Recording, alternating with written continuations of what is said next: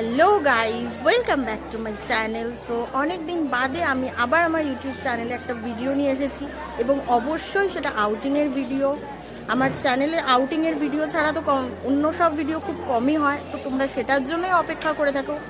তো এতদিনের জন্য সরি, আমি নিউ ইয়ারে এখনও অবধি কোনো ভিডিও দিতে পারিনি। নতুন বছরে এটা আমার ফার্স্ট ভিডিও, তো এই দিয়ে আমার ভিডিওটা স্টার্ট করছি। এবার কোথায় এসেছি সেটা আমি ভিডিওতে বলবো, তার জন্য আমার সাথে থাকতে হবে। আর সেখানে কিভাবে আসবে, আমরা কিভাবে এসে পৌঁছালাম, সবটাই তোমরা ভিডিওতে দেখতে পাবে।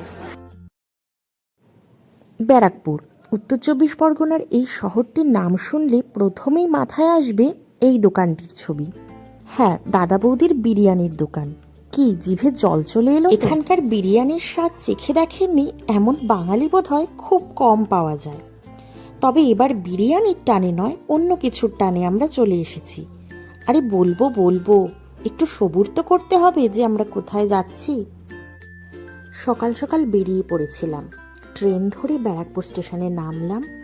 স্টেশনে মোবাইল নিয়ে ভিডিও করছি দেখে সবাই কেমন যেন অদ্ভুত চোখে তাকাচ্ছিল। যাই হোক, বেরিয়ে এলাম স্টেশন থেকে।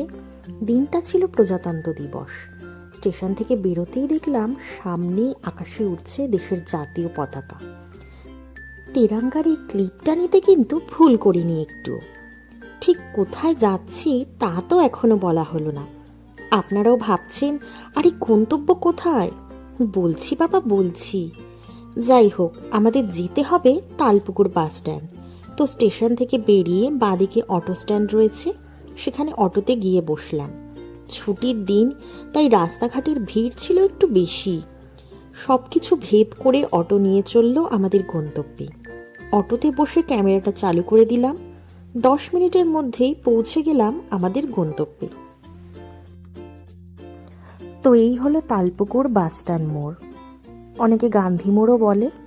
এখান থেকে দেখুন এই বাঁদিকের রাস্তাটা আমরা ধরব। এই বাঁদিকের রাস্তা ধরেই সোজা যেতে হবে। যাওয়ার পথে একটা মন্দিরও পড়বে।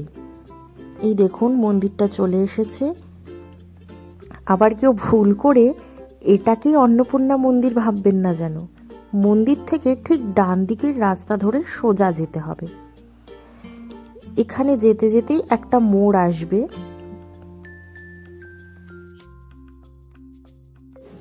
এই যে এই মোড়টা দেখুন, বাঁদিকে চলে যাচ্ছে অন্নপূর্ণা মন্দির আর ডান দিকে গান্ধীঘাট। এখান থেকে আমরা আমাদের গন্তব্য অর্থাৎ অন্নপূর্ণা মন্দিরের জন্য বাঁদিকে চলে গেলাম।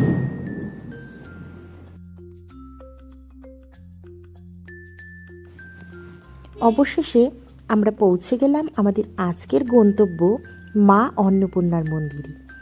ব্যারাকপুর বা তার কাছাকাছি যারা থাকেন তাদের কাছে এই মন্দির সম্পর্কে হয়তো কোনো কিছুই অজানা নেই, কিন্তু আজকের এই ভিডিওটি হয়তো যারা এখনও এই পবিত্র স্থানে আসেননি তাদের অনেকটাই সাহায্য করবে। প্রচুর পুণ্যার্থী কিন্তু দূর দূরান্ত থেকে এই মন্দিরে আসেন।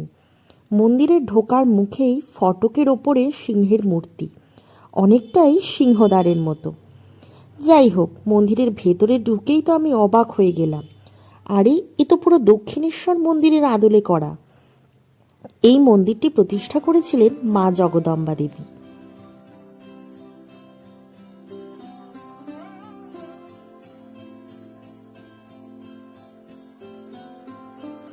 ঢুকেই বাঁদিকে তারই এই মূর্তিটি প্রথম চোখে পড়বে। জগদম্বা দেবীর মূর্তি এটি।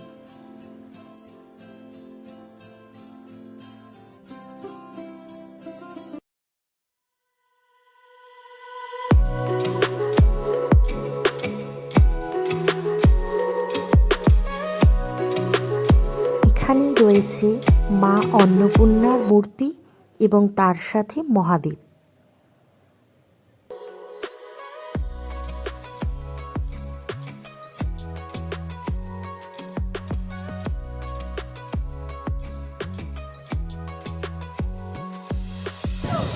তো আমরা এখন আছি মন্দিরের ভেতরে, অর্থাৎ যেখানে মেন আমাদের মূর্তি রয়েছে অন্নপূর্ণা মায়ের, সেটা তো তোমাদের দেখালামই। আর এই মন্দিরটা যিনি প্রতিষ্ঠা করেছেন তিনি হলেন রানী রাসমণির কনিষ্ঠা কন্যা জগদম্বা দেবী। তো তার কত সালে প্রতিষ্ঠা করেছে সেটা আমি তোমাদের সাথে তো অবশ্যই শেয়ার করব। তার আগে এটা তোমাদের বলে দিই, এই মন্দিরটা তোমরা দেখেই বুঝতে পারছো পুরো দক্ষিণেশ্বর মন্দিরের আদলে তৈরি করা হয়েছে মন্দিরটা। দেখো তোমরা দেখেই আশা করি বুঝতে পারছো। দক্ষিণেশ্বর মন্দিরে যেরকম নাট মন্দির রয়েছে, তার পাশে আমাদের মেন মন্দির, তো এখানেও ঠিক একই রকম রয়েছে, কিন্তু এখানকার নাট মন্দিরটা দক্ষিণেশ্বরের মতো স্বাভাবিকভাবেই অতটা বড় নয়।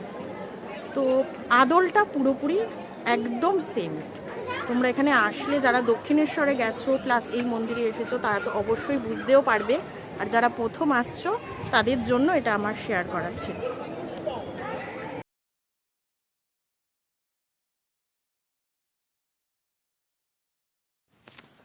এই হলো সেই নাট মন্দির।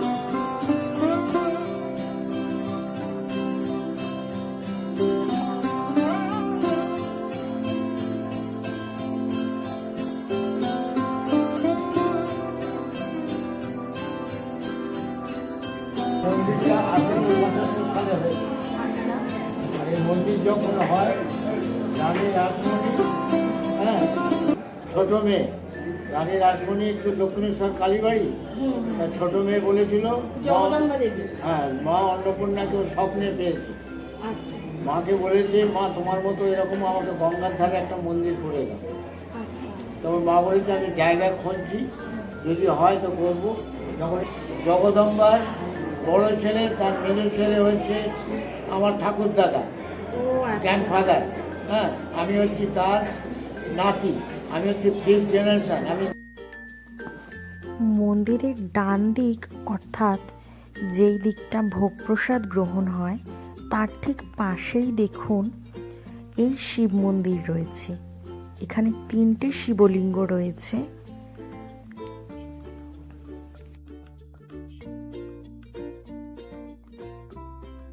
আচ্ছা, মন্দিরে পুজো দিতে হলে আমাদের কি আগে এসে কোনো কিছু এখানে পুজো দিতে হলে? এখানকার একটু নিয়ম কানুনটা একটু পুরোটা। এখানে পুজো দিতে গেলে হ্যাঁ আগে বাইরের থেকে বা আপনি যেখানে থাকছেন সেখান থেকে ফল মিষ্টি আনবেন, এনে ঠাকুরমশাইকে বলবেন তাই পুজো দেবো। ঠাকুরমশাই ফাঁকা থাকলে আপনাকে পুজো করিয়ে দেবে, আর ভিড় থাকলে একটু দাঁড়াবে। আর ভোগের কি? আর ভোগের এখানে থেকে খেতে গেলে এখানে তো সপ্তাহে 7 দিনে কুপন কাটা হয় 120 টাকা করে, এই টেবিল চেয়ারে বসে দেবে। আর বাড়িতে নিয়ে যাওয়ার ব্যবস্থা? হ্যাঁ, কন্টেনার আছে 170 টাকা করে। বাইরের কন্টেনার বাসন কিছু নিয়ে আসতে হবে? না না, বাইরের বাসন চলবে। ও আচ্ছা, এখান থেকেই? হ্যাঁ, এখান থেকে যা ভোগে আইটেম থাকে ওই কৌটোতে সব রকম ছোটো ছোটো কৌটো, বড় কৌটো সাজিয়ে দেওয়া হয়। আর এটা সব অন্নপূর্ণা। আচ্ছা, এই যে মন্দিরে আদলটা, মানে মন্দিরে আদলটা কি, হ্যাঁ এই আদলটা কি কোনো মানে এটা কার ভাবনা? এই এই এটা মানে অনেকটা দক্ষিণেশ্বরের সঙ্গে কিন্তু মেয়ে বলেছিল তোমার মতো মন্দির করে দেবে। আচ্ছা, মানে দক্ষিণেশ্বরের হ্যাঁ। ওই জন্যই, মানে ছোট মেয়ের ইচ্ছেতে। হ্যাঁ, বুঝতে পেরেছি। এবার বুঝতে পেরেছেন? হ্যাঁ, থ্যাংক ইউ সো মাচ। মন্দিরের ঠিক পেছন দিকে দেখুন এই যে ঠিক গেটটা দেখা যাচ্ছে, এই গেট দিয়েই সোজা বেরিয়ে গেলে 1 মিনিট ওয়াকিং ডিস্টেন্সে আমরা দেখতে পাবো রানী রাসমণি ঘাট। এই ঘাটটাও পর্যটকদের বেশ আকর্ষণীয়, কারণ এখানে সময় কাটানোর জন্য খুব ভালো পরিবেশ। পাশে একটা ছোট্ট পার্ক মতোও রয়েছে, আর এখানে দেখুন অনেকে স্নান করছে, নৌকা চড়ার ব্যবস্থা আশা করি রয়েছে। পরিবেশটা সত্যিই মনোরম।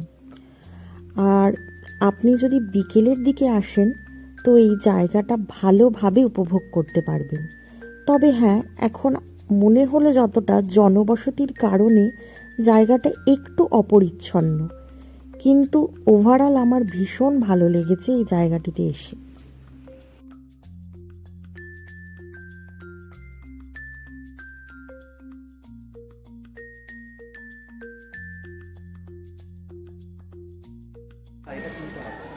তো আমার ভিডিওটা তোমাদের কেমন লাগলো অবশ্যই কিন্তু কমেন্ট সেকশনে জানাবে, আর নেক্সট কী ধরনের ভিডিও দেখতে চাও সেটাও কমেন্ট সেকশনে জানাও।